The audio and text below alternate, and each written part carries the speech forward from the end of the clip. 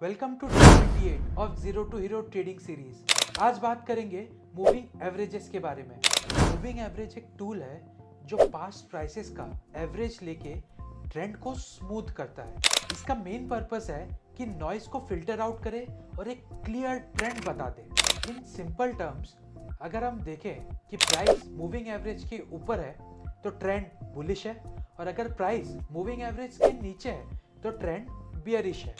अलग अलग time period set करके आप मूविंग एवरेज से लॉन्ग टर्म, मीडियम टर्म और शॉर्ट टर्म ट्रेंड एनालाइज कर सकते हैं। जैसे 200 डे मूविंग एवरेज, अगर प्राइस 200 डे मूविंग एवरेज के ऊपर ट्रेड कर रहा है तो लॉन्ग टर्म ट्रेंड बुलिश है, और अगर प्राइस 200 डे मूविंग एवरेज के नीचे ट्रेड कर रहा है तो लॉन्ग टर्म ट्रेंड बियरिश है।